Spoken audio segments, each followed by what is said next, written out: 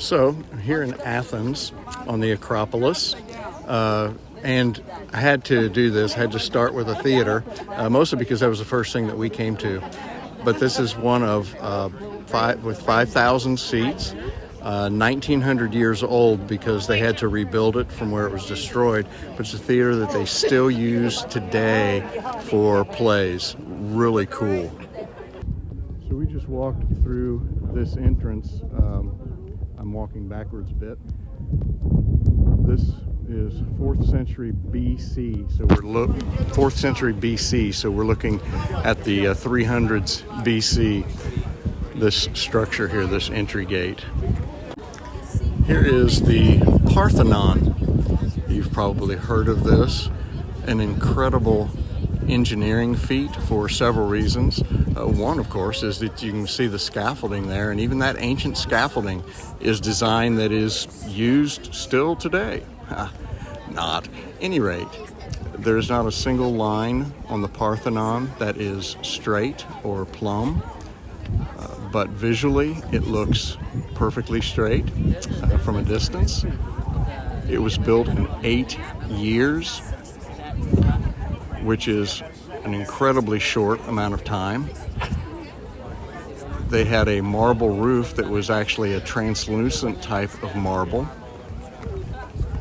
And engineers have discovered in the modern history that this structure type of not having all the lines straight and the way they stacked the columns and that sort of thing makes it perfectly earthquake proof.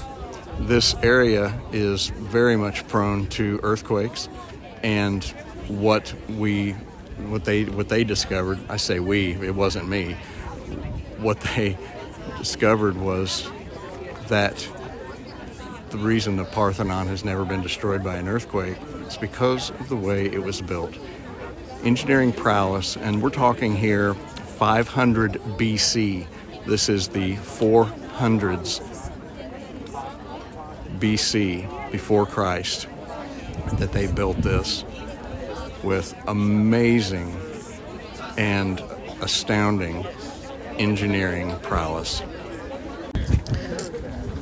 So this is Parthenon from the opposite side of what we saw before. No scaffolding outside, but certainly is inside. The engineering wonder. And over here we have the temple to Athena, Greek goddess. And it was the most holy place on the Acropolis. And the Parthenon was the pride and joy of the Acropolis. There's beautiful scenery from up here as well. But since I am standing in the middle of a zoo, I am going to give you a quick view and then depart for now. I must add that here's Susie, and that this temple, which was dedicated to Athena, gee, surprise, is actually a 150-year-old replica because the original one was destroyed in, I believe, the 5th century BC. So they've rebuilt it for our wondering pleasure. So here is Mars Hill, the Areopagus. This is the place where Paul argued with the Athenian Stoics and Epicurean philosophers. And they wanted to hear more about the gospel, and so it was here that he told them. And of course they laughed at him when he talked about the resurrection of the dead, but this location is where all of this happened. And even though some laughed, some believed.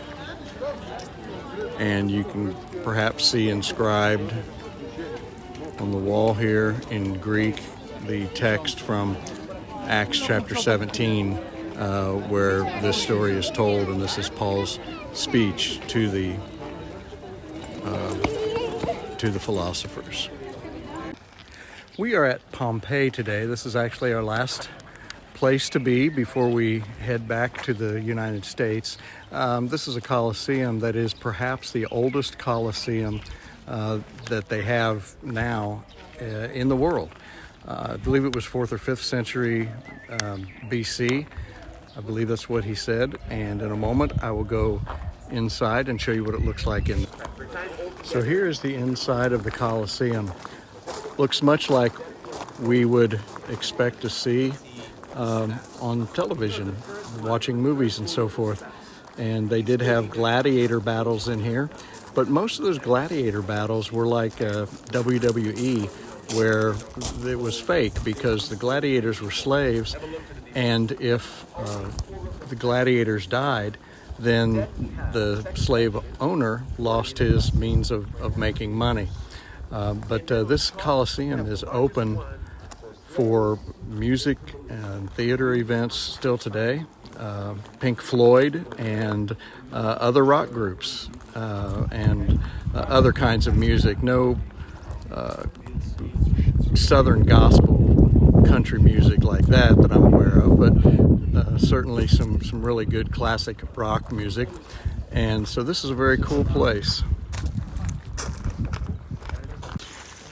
This is Mount Vesuvius that erupted and buried this city under about 3 feet of pumice and some other things, not lava. So we will be seeing some cool things later on, and I'll also tell you later on about why Pompeii is important, even though it was destroyed like 15 years after Paul died. Here is the main street of Pompeii, very well preserved thanks to the volcano, and it's still very well used, as you can see. Here are the gates into the city. These are some big suckers. Very interesting. 35% of Pompeii is still underground, but they are working to excavate it in case Vesuvius decides it's going to blow again, and all this will be destroyed. And so they want to leave as much for future generations as they possibly can, as far as pictures and information. Here is something of interest. They did not have underground sewage here in Pompeii as they did in newer cities of Rome. And this was actually a Greek founded and occupied city. But you see these rocks, that is so that you can cross the street, and then the sewage and so forth was just out here in the street. I'll bet that's something you didn't know. That is also why they have the tall sidewalks, as you see. They were smart. They may not have met our cleanliness standards, but they were very intelligent. This is the forum, what would have been called the Agora in Greece and in Turkey. So this is the Roman Forum, where on this side over here there would be stores, so forth, public meeting area. And this position over here was a place for very important meetings, political meetings. And then there are a couple of temples. This being the epicenter of the city, so to speak, it would represent the industry, the merchandise, worship, all of these things, and games here in this large courtyard. You can see Mount Vesuvius in the background, and this temple, if you can see, right there, I zoomed in as far as I can, is a picture of Jupiter. So that's the temple that it was dedicated to Jupiter. But you can see the people were here on the morning of October 24th, 79 AD, when Mount Vesuvius blew. and they were killed instantly. We'll talk a little bit more about that in a bit. So this is a closer view of this temple of Jupiter, and Jupiter is the same as Zeus. Jupiter, I believe, is Roman. Zeus is the Greek name, but there is a better picture of his face. It's been well preserved. Really amazing. The city was probably founded in about the 6th century BC. I'll talk a little bit more as I learn a little bit more. Hey, Jim the Baptist back here with you again. As you can tell, we're no longer in Europe. We are back home safely, for which I am grateful to the Lord for safe travels. And for a nice bed to stretch out in after 13 hours on a plane that we had on Sunday. My battery died while I was at Pompeii, so I'm going to tell you a few things that were there, and quite honestly, where I would have been able to capture some video would not have been a whole lot different than what I had already shown you, kind of more the same. I did mention in the initial video that most died instantly, and that's probably not accurate. That is what one tour guide said, but some did die instantly when the roofs caved in from the ash and the lava rocks, just from the sheer weight of them coming down, and so people were crushed under that. But those who survived that first onslaught probably died within about 15 or 20 minutes from the second wave of the explosion that included more ash and pumice and toxic gas.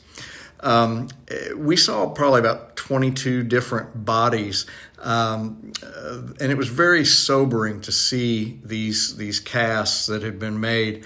Most of them were young adults, but also there were a few children, and thanks to some special plaster casting techniques, they've endured almost 2,000 years.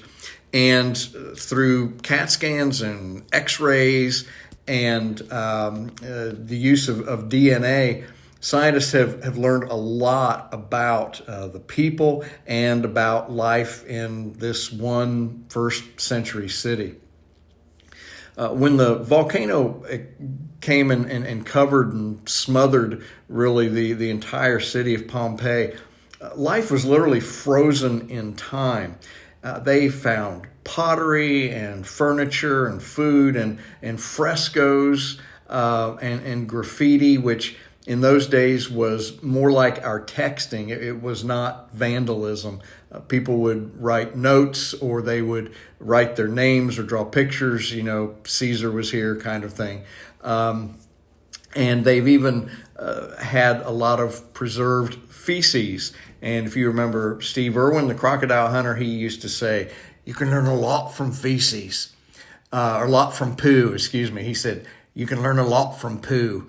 And they have. It helps them to understand the diet and so forth of the folks. And it truly is amazing and astounding what they have discovered. Pompeii was in no way a moral city. There is a very well preserved brothel, and it has explicit frescoes painted on the walls that apparently, if there was any language barrier, you could just point to one of the pictures and that would, suffice for any breakdown in in language. And there were some other unmistakable carvings throughout the city that were not anywhere near Christian. Pompeii is not in the Bible. But this horrible tragedy has given us a snapshot of a first century culture that is really enlightening for understanding at least some of the ways and means of what was happening in the empire when Christianity was in its infancy, and some of the things that they had to deal with and to come to terms with. If you want to learn more about Pompeii, I do recommend a PBS special on Pompeii and Mount Vesuvius. It's really some good stuff. I am going to have one more video. It'll be a short one, but one that I want to share and one that I hope you will watch. It'll probably be out tomorrow sometime. And at any rate, I hope that you've enjoyed these. I do appreciate you watching them, and we'll talk again soon. All righty. Bye.